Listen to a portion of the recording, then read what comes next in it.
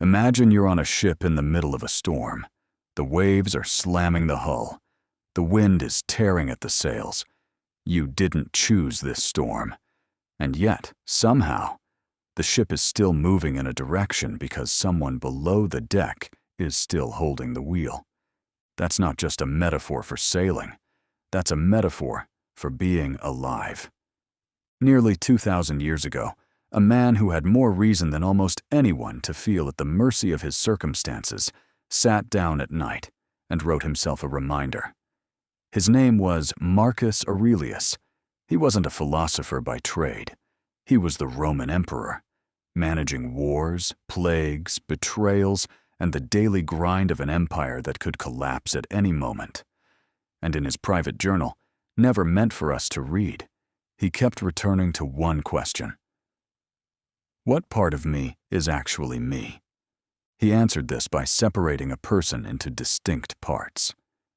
This body, these bones, this network of nerves. But then he asks a deeper question. What is it that actually uses them? Bones don't direct themselves. Muscles don't make decisions. The body is only the instrument. What governs it all is what Marcus calls the ruling faculty, the rational mind.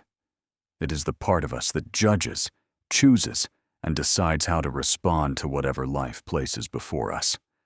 Think of it as the captain standing at the wheel, while the body is simply the ship beneath him. Useful, necessary, but not in itself the one steering.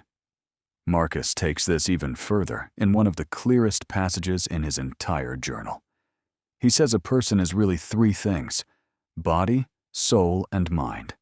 The body receives sensations: heat, pain, hunger, exhaustion. The soul, what we might today call our emotional impulses, produces our desires and urges, the pull towards comfort, the flinch away from difficulty. And the mind holds our principles, our judgment, our capacity to reason about what's actually happening and what it means. Here's why that distinction matters. A storm doesn't ask your permission before it hits the ship. Pain doesn't ask before it arrives in the body. An urge doesn't wait for your approval before it rises within you. Sensations, emotions, and impulses are largely automatic. They're like weather systems passing through. But the captain at the wheel is different. The storm may rage, the waves may crash, yet the captain still has one responsibility that no storm can take away: choosing how to respond. He can steady the helm, he can adjust his course, he can decide which direction to steer. You may not control the winds or the waves, but you can always govern the hand that holds the wheel. Think about what this means on an ordinary Tuesday. Someone sends a nasty email. Your chest tightens, your face goes hot. That's the ship taking a wave broadside. But then comes a second moment. Quieter, when you decide what that wave means and how you'll respond to it. That is the captain at work. The practical shift is simple to say and hard to live. When something hits you, a diagnosis, a rejection, a flash of rage, pause long enough to ask which part of you is reacting. Is this the ship, taking the hit it was always going to take?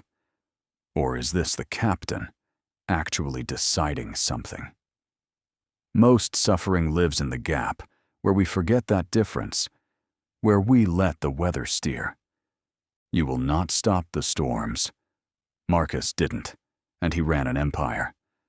But every single day, in that same journal, he kept returning to the same wheel, because he understood something worth remembering.